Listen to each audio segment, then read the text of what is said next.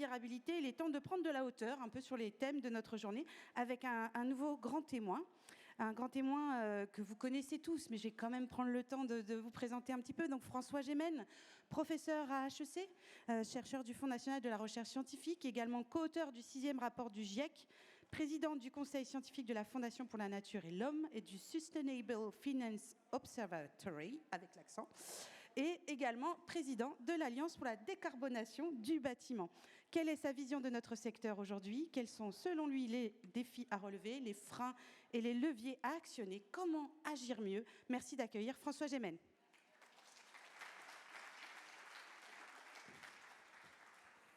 Merci beaucoup. Bonjour à chacune et à chacun. Que je me mette un peu assise aussi avec vous, ce sera quand même plus sympa que je sois moins loin. Pour commencer, peut-être, évidemment, on a envie de vous poser cette question-là. La vision de votre vision aujourd'hui de notre secteur, voilà, le secteur du bâtiment et du cadre de vie aujourd'hui. Sur ces sujets, on parle de sobriété, d'efficacité, de décarbonation, d'adaptation, de désirabilité. Finalement, on peut quand même se dire qu'en France, on n'est pas si mauvais que ça. Non. Et d'ailleurs, je suis toujours agréablement surpris, ébahi, dirais-je même, de la quantité de solutions qui existent, de solutions qu'on voit dans des salons comme celui-ci, dans d'autres également qui sont organisés un peu partout dans le pays. Mais malgré tout, je suis frappé de ce décalage entre la quantité de solutions qui existent, de projets assez formidables comme celui qu'on vient de voir à l'instant, et les chiffres agrégés globaux qui sont ceux d'un parc immobilier qui est vieillissant en France et surtout d'émissions de gaz à effet de serre qui ne baissent pas suffisamment et qui même à certaines périodes ont tendance à remonter légèrement. Et donc je me dis, comment est-il possible que, vu la quantité des solutions qui existent, qui sont développées par des bureaux d'architecture, d'urbanisme, par des entreprises, des industriels, également par des artisans du bâtiment, et la réalité des chiffres, je me dis qu'il y a un besoin très fort de massifier ces solutions, c'est-à-dire de les faire connaître, de faire baisser leur prix, de voir quelle est la meilleure solution adaptée pour tel ou tel type de bâtiment. Il y a un enjeu fondamental, à mon sens, de massification. Alors, bien sûr, l'enjeu de massification, on est tous d'accord là-dessus.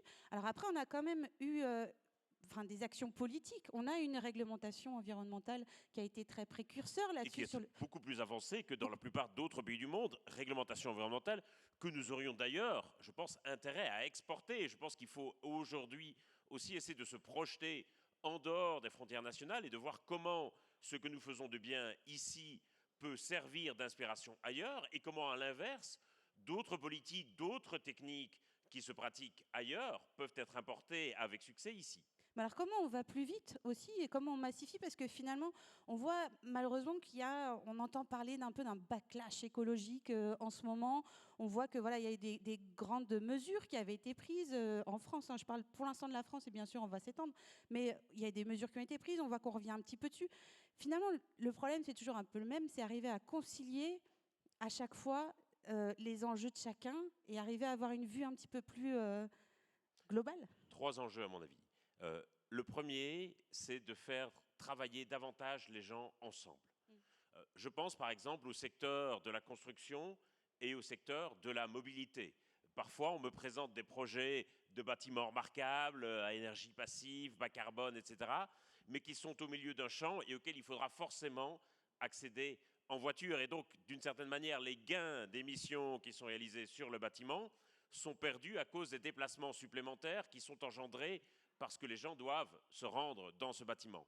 De la même manière, sur toute une série de projets de rénovation, nous aurions intérêt parfois à faire mieux travailler ensemble certains établissements bancaires ou des établissements de crédit, des bailleurs sociaux, avec les architectes, avec les artisans, avec les entreprises, de manière à ce que nous puissions trouver des solutions de financement qui parfois ne sont pas appropriées, et donc on va faire des rénovations par geste, incomplètes et parfois contre-productives, plutôt que des rénovations globales.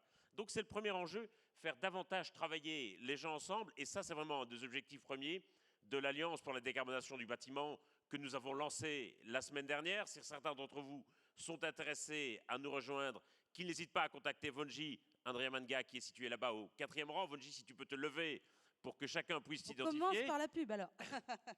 Non mais c'est important bien sûr. Deuxième enjeu, c'est un enjeu politique. Vous avez mentionné à juste titre le backlash contre l'écologie, contre les politiques environnementales qu'on connaît en ce moment. Ce backlash, soyons très clairs, c'est un backlash qui est essentiellement politique, qui est orchestré, qui est instrumentalisé dans certains médias par certains politiques, alors que sur ces questions de transition, notamment sur la question de la rénovation énergétique des bâtiments, il reste une volonté très forte de la population. Quand on sonde les gens, le soutien à la transition reste massif. Simplement, il faut que les solutions aillent dans l'intérêt des gens. Et c'est là, je pense, le rôle fondamental que peut jouer le secteur du bâtiment, c'est d'incarner les bénéfices de la transition pour les gens, de leur montrer que lorsque leur logement a une meilleure efficacité énergétique, eh bien tout simplement c'est un logement qui est plus confortable, c'est un logement dont les factures sont moins onéreuses. Et à mon sens, c'est le bâtiment qui détient la meilleure des réponses au backlash politique qu'on connaît actuellement, parce qu'effectivement les gens craignent qu'on fasse la transition pour des raisons idéologiques, pour des questions principielles, On est encore là pour se faire aujourd'hui. bien voir, etc. Je pense que dans le débat aujourd'hui public, il y a cet argument-là qui est très fort. Avec le bâtiment, vous pouvez dire, en réalité, on le fait aussi dans votre intérêt. Ce n'est pas seulement pour avoir l'air vertueux ou parce que c'est dans l'air du temps, c'est parce que c'est dans votre intérêt.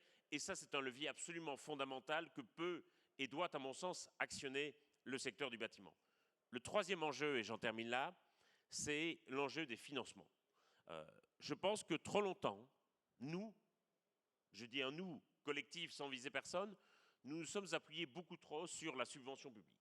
Nous avons imaginé que ces enjeux allaient être pris en charge par la subvention publique. On voit bien aujourd'hui que les poches des gouvernements partout en Europe sont vides, que certains se désengagent complètement et que les poches des collectivités sont souvent encore plus vides, si tant est que ce soit possible, que celles des gouvernements nationaux. Et donc il va falloir déployer des solutions de financement innovantes, et c'est là où je pense qu'il y a toute une série de propositions qui peuvent être portées sur la manière dont on peut revoir des crédits immobiliers, dont on peut trouver des solutions de financement avec des tiers investisseurs, sur la manière dont on pourrait moduler des frais de succession. Il va falloir être plus créatif, travailler davantage avec les établissements bancaires, les établissements de crédit, pour trouver des solutions de financement qui ne reposent pas exclusivement sur la subvention publique, sinon on ne va pas avancer. Il faut arriver, encore une fois, à jouer collectif, finalement, entre le public, le privé, l'incitation, l'obligation. Enfin, voilà, il faut arriver à trouver le bon équilibre entre Absolument. tout ça. Et souvent, les gens sont désireux de travailler ensemble. On n'est pas dans une logique de concurrence ou de compétition. Simplement, il faut parvenir à trouver les bonnes modalités pour les faire travailler ensemble et à trouver des instruments qui leur permettent de travailler ensemble. Sur le cas des partenariats publics-privés, je sais que c'est quelque chose qui a parfois un peu mauvaise presse en France. Il faut au contraire pouvoir mettre en avant à quel point il y a des logiques partenariales qui peuvent être vertueuses, qui peuvent permettre d'avoir certains investissements, y compris des investissements pour la collectivité, qui ne dépendent pas uniquement de financement public. Alors, il y a aussi cette question, donc vous le disiez, en France, on n'est pas si mauvais, mais on a des voisins, ou d'autres un peu plus outre-Atlantique, on va dire ça comme ça, qui avancent un petit peu moins bien, for sure. Et du coup, for sure. Et du coup, comment on fait finalement? Parce que, est-ce que ça vaut le coup qu'on garde espoir, ça vaut le coup qu'on continue à avancer comme ça, nous, en Europe, en français, en se disant, quand bien même on peut y arriver, on peut arriver à faire changer les choses? Imaginez que vous soyez une famille pauvre, que vous habitiez dans un logement qui est une passoire énergétique, que vous ayez froid l'hiver, comme plusieurs millions de Français, qu'en été, vous souffriez des vagues de chaleur. Si vous faites rénover votre logement, d'une part, vous allez parvenir à payer vos factures énergétiques en fin de mois, vous n'allez plus crever de chaud l'été, et parfois c'est crever au sens littéral du terme, vous allez avoir chaud l'hiver, vous n'allez plus souffrir du froid, vous vous en fichez complètement de ce que fait la Maison Blanche. Ce qui compte, c'est que vous parvenez à payer vos factures et que vous avez un meilleur confort thermique dans votre logement. Et c'est ça l'intérêt des gens. Et bien sûr, aujourd'hui, sur la transition, quand on regarde ce qui se passe dans l'actualité immédiate, quand on regarde ce que font les uns et les autres, singulièrement aux États-Unis, bien entendu, vous avez mille et une raisons de vous décourager. Si vous dites, ah là là, on arrivera à juguler le changement climatique que si nous travaillons tous ensemble, de concert, unis sous la même bannière. Force est néanmoins de constater que nous avons été très naïfs de penser que ces questions d'écologie allaient spontanément nous rassembler, que ce sont des questions qui aujourd'hui nous divisent plus que jamais, qui divisent également la communauté internationale, comme on disait, et que donc il faut, je le dis de façon très pragmatique, essayer aussi de voir où est l'intérêt direct des gens. Et donc effectivement, comme je le disais, si vous trouvez un avantage vous-même à faire rénover votre logement, eh bien vous allez le faire, quelles que soient les politiques de la Maison-Blanche ou quelles que soient les politiques fantasmées de la Chine ou de l'Inde. Alors, vous le disiez, vous avez lancé cette alliance pour la décarbonation dans le bâtiment. Peut-être nous en dire quelques mots concrètement. Alors, on sait qu'il faut voir monsieur, hein, vous pourrez vous relever tout à l'heure. Mais concrètement, comment vous avancez Vous avez lancé des groupes de travail, je crois, c'est ça? Exactement. Donc, il faut d'abord dire que cette alliance, c'est effectivement un rassemblement de tous les gens qui sont de bonne volonté, quel que soit leur secteur, pour autant qu'ils travaillent dans le bâtiment, évidemment, et qui veulent avancer dans la logique de décarbonation. Oui, parce qu'il faut aussi penser ville, il faut aussi penser il faut penser collectivité. ville. Alors, bien entendu, il y a à la fois des industriels, des grands groupes du BTP, il y a évidemment des gens qui travaillent sur des questions de rénovation, notamment dans la grande distribution, il y a des architectes, il y a des urbanistes, il y a des chercheurs, il y a des établissements bancaires et financiers, et il y a, et c'est très important, des collectivités. Et donc on va essayer, dès après les élections municipales, d'aller solliciter toute une série de collectivités pour leur dire qu'est-ce que vous voulez faire avec nous, quels sont les types d'expériences qu'on peut lancer chez vous. Et l'idée, c'est à la fois de porter un message fort pour la décarbonation dans le débat public de manière à faire davantage émerger les solutions, et aussi de conclure certaines formes d'expérimentation avec les collectivités en montrant voilà ce qui fonctionne, voilà ce qui par contre, là où ça ne fonctionne pas et comment ça pourrait fonctionner. Alors pour ça, effectivement, on a lancé des groupes de travail thématiques sur toute une série de différents sujets, par exemple sur les co-bénéfices associés à la rénovation, pour effectivement essayer de faire monter ces sujets dans le débat public et pour voir comment il est possible de travailler ensemble pour faire baisser les chiffres des émissions de gaz à effet de serre du secteur du bâtiment. Donc vraiment, c'est très très ouvert et vraiment allez voir Vonji si vous souhaitez rejoindre la démarche. Alors, vous disiez justement c'est très très ouvert. On peut penser aussi à certains secteurs, d'autres secteurs. On parle du secteur du bâtiment, bien évidemment, ce qui se passe autour. On voit aussi qu'il y a de plus en plus de liaisons, par exemple, avec le secteur agricole pour tout ce qui est énergie renouvelable. Absolument. Donc, c'est tout avec le secteur des transports aussi, sur la desserte de nouveaux quartiers, la etc. mobilité est un sujet bien évidemment extrêmement important. Donc j'imagine, quand on parle de collaboration et de l'importance de se retrouver tous ensemble autour d'une table, on parlait de la sociologie aussi de ce matin, voilà, sur les usages, il y a plein de choses qui changent. En fait, c'est un sujet qui est ultra mouvant et qui ne peut pas... Je ne veux pas charger encore davantage la barque, mais la question du vieillissement de la population, par exemple, comment est-ce qu'on fait habiter des générations différentes, parfois dans les mêmes logements, sinon dans les mêmes immeubles? Comment est-ce que des immeubles peuvent servir à la fois d'immeubles de bureaux et servir la collectivité dans laquelle ils sont implantés? Il y a plein de choses à réfléchir ensemble, y compris sur les usages nouveaux du bâtiment. D'autant plus qu'il y a un sujet, on l'a un tout petit peu évoqué quand même, vous parliez de la chaleur extrême, on en a parlé un petit peu ce matin aussi en table ronde. On est aussi sur quelque chose qui est beaucoup plus aléatoire que ce qu'on avait avant. Quand on parle de dérèglement climatique, de changement climatique, on voit qu'un jour on peut se prendre une grosse chaleur, le lendemain une tornade, le surlendemain une inondation. On doit penser agile, on doit penser différemment, on doit penser le risque aussi. C'est une culture qui était complètement absente en fait avant de notre secteur. Pour prendre la mesure de ce que cela représente, il faut rappeler que selon de nombreux géologues, nous sommes sortis de l'époque géologique dans laquelle nous étions précédemment, qui s'appelait l'Holocène, qui a commencé au Néolithique il y a à peu près 12 000 ans de cela. Ils estiment que nous sommes aujourd'hui sortis de cette époque géologique pour entrer dans une nouvelle époque géologique, l'Anthropocène, littéralement l'âge des humains. Ce qui a caractérisé l'époque dont nous sortons, l'Holocène, c'était la très grande stabilité du climat. C'est cette stabilité du climat qui a permis que les saisons deviennent prévisibles, qui a permis à l'agriculture de se développer et qui a permis à toutes les civilisations humaines de naître et de se développer. Tout ce que nous célébrons dans le musée qui est au-dessus de nous, depuis l'Antiquité égyptienne jusqu'au temple maya et à l'Antiquité gréco-romaine, en passant par la Renaissance et les joyaux de la couronne, tout ça, ça vient de l'Holocène. Nous sommes aujourd'hui sortis de cette époque Et la caractéristique première de cet anthropocène, c'est l'instabilité du climat. Le fait que le climat va devenir beaucoup moins prévisible. Ça va nécessiter évidemment de développer une certaine forme de culture du risque. Ça va nécessiter de mettre au premier plan l'adaptation, et c'est un enjeu fondamental pour le bâtiment. Ça va nécessiter, bien entendu, de pouvoir s'adapter à des circonstances tout à fait changeantes. Et ça veut dire que c'est aussi, je dirais, quelque chose qui doit nous amener à penser différemment l'architecture, l'urbanisme, la fonction, l'usage des bâtiments. Si je devais reprendre des études aujourd'hui, il ne fait nul doute que je reprendrais des études d'architecture ou d'urbanisme, parce qu'il y a tout à repenser, tout à réinventer.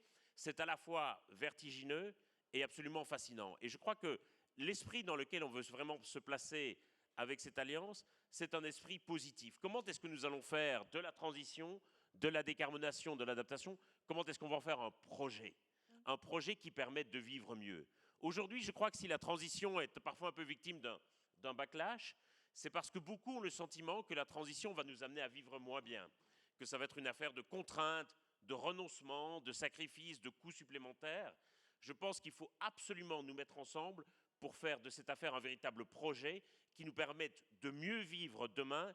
Et c'est vraiment dans le bâtiment, dans l'endroit où les gens vivent, habitent et travaillent, qu'on va pouvoir incarner le fait que la transition, la décarbonation, l'adaptation, ça veut dire avant tout mieux vivre, tout simplement. Et ça, c'est fondamental, y compris pour l'enjeu démographique du pays. Bien sûr, et on se rappelle aussi que tout risque n'est pas forcément mauvais. Tout risque espère aussi l'inespéré. On ne peut pas savoir ce qui peut se passer. C'est bien le principe de l'aléa. Donc, ça peut être extrêmement positif. On arrive au terme de notre... L'enjeu, c'est de savoir comment nous allons gérer ces risques, en réalité. Et pour finalement bien vivre. De risques, bien sûr. On arrive à la fin de cet entretien. On va peut-être prendre une ou deux questions quand même. Peut-être avant de nous quitter, quel serait le message, on en a fait pas mal, hein, vous me direz là, mais voilà, quel est le dernier message que vous voudriez donner aujourd'hui à cette assemblée donc, qui représente l'ensemble du secteur, pas que le bâtiment, mais le bâtiment et au-delà, c'est ce que vous disiez. Le terme fort aujourd'hui, c'est cette collaboration, cette discussion, ce dialogue ensemble, ce partage qu'il faut qu'on continue absolument.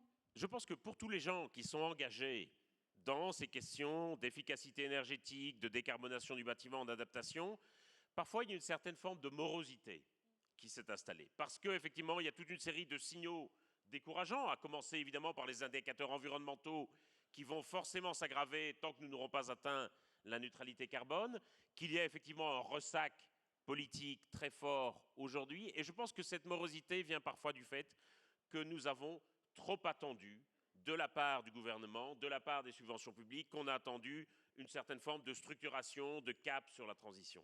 Ce cap, il va falloir que nous nous le donnions à nous-mêmes. Et je crois qu'aujourd'hui, il faut vraiment mobiliser les énergies, sans faire de jeu de mauvais œufs avec le nom du salon.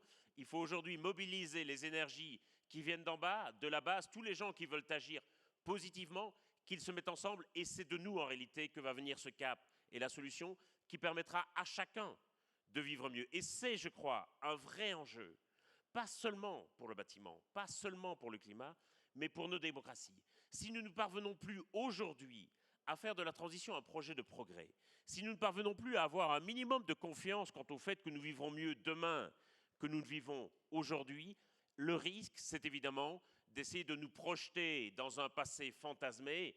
C'est le risque du Make America Great Again, et nous voyons tous le danger que ça représente pour nos démocraties et pour nos taux de natalité. Écoutez, merci beaucoup pour ces paroles. Comme vous l'avez dit, c'est un lieu de dialogue et de partage, de rencontre de synergie. Et en plus, ça fait 10 ans qu'on le fait. Donc finalement, oui. Joyeux anniversaire. Merci beaucoup. Je vais me tourner vers la salle. Peut-être avez-vous quelques questions pour notre grand témoin? Oui, monsieur, est-ce que vous pouvez vous lever? On va vous apporter un micro, si vous voulez bien rester un petit peu encore avec nous. Oui, bien sûr. Merci. Vous présentez? Afid Bouzidi, je travaille en tant que formateur dans la rénovation énergétique. Voilà. Donc, tout à l'heure, vous avez exposé le fait qu'effectivement, on va avoir un logement pour lequel on n'a pas froid, pour lequel on n'a pas chaud, et ce qui se passe outre-Atlantique, on s'en fiche. Par contre, pour ceux qui n'ont pas la possibilité de faire ça, qu'est-ce qu'on fait? Oui. C'est pour ça qu'à mon sens, la question de la rénovation des logements, ça doit être effectivement un enjeu social de première importance. Moi, j'ai toujours dit qu'en matière de politique de transition, il faut commencer avant tout par les logements des familles les plus défavorisées qui n'ont pas les moyens d'engager elles-mêmes des travaux de rénovation énergétique. C'est là où effectivement il faut trouver des solutions qui allient les subventions publiques et à mon sens, la subvention publique, elle doit être réservée aux familles qui n'ont pas les moyens d'engager commence à être le cas, ces en fait. travaux. Et ça commence à être le cas. C'est un véritable travail à engager aussi avec les bailleurs sociaux qui sont aussi très engagés sur ce sujet, de manière à pouvoir montrer à ces familles qui ont froid l'hiver, qui ont chaud l'été, qui ne peuvent plus payer leurs factures, qu'en fait la transition c'est également pour elles et c'est également des bénéfices pour elles. Parce que souvent, et je pense que c'est une vraie fracture sociale qu'on a aujourd'hui autour de ces enjeux écologiques, beaucoup ont le sentiment que la question de la transition de la décarbonation, c'est un truc pensé en chambre, dans de grands appartements haussmanniens, des arrondissements à un chiffre Avec de la Paris, clim allumée. et que, voilà, et que globalement, les autres sont laissés au bord du chemin. C'est vrai dans le secteur du logement, c'est vrai aussi dans le secteur de la mobilité, pour des gens qui n'ont pas les moyens d'acquérir un véhicule électrique, qui est aujourd'hui encore très onéreux. C'est là, à mon sens, que le rôle de l'État, des collectivités est fondamental, et c'est comme ça aussi qu'on peut atteindre à la fois un objectif environnemental et un objectif social, et la question du logement, c'est une vraie question sociale. Merci beaucoup. Une autre question peut-être? Non, pas de question? Incroyable. Mais écoutez, Enfin, mais en tout cas, je pense que le point important qu'on peut retenir aussi, c'est de se dire à nous, tous acteurs de ce secteur, revenons aussi à l'origine de ce qu'on fait, c'est faire un abri pour les gens, bien sûr. faire un abri agréable, confortable. Et c'est ça finalement, on est le secteur stratégique sur ce sujet. C'est ça l'enjeu, c'est-à-dire qu'on parle sans cesse de la question de l'habitabilité de la planète, et effectivement c'est le gros sujet d'un point de vue scientifique, où allons-nous pouvoir habiter, dans quelles conditions, etc. Sauf que la question de l'habitabilité, il faut bien reconnaître que ça passe souvent au-dessus de la tête des gens. Par contre, la question de l'endroit où ils habitent, là d'un coup ça devient très concret, et ça incarne effectivement les enjeux du climat et les bénéfices de la transition. Et c'est pour ça aussi qu'il faut vraiment faire connaître davantage toutes les solutions qui existent, de manière aussi à faire baisser leurs coûts, notamment pour les familles les plus pauvres. Bon, en tout cas, vous pourrez témoigner qu'on est un secteur engagé. Merci beaucoup, François Gémen. Merci d'avoir été avec nous, un de nos grands témoins. Donc, je vous invite à aller voir monsieur pour parler d'Alliance de la décarbonation. Et vous pouvez bien évidemment retrouver monsieur Gémen également dans les couloirs. Et moi, je vous retrouve tout à l'heure pour la suite de notre conférence. J'essaye de retrouver l'heure à laquelle je vous retrouve. C'est ça, on a une pause déjeuner bien méritée. On se retrouve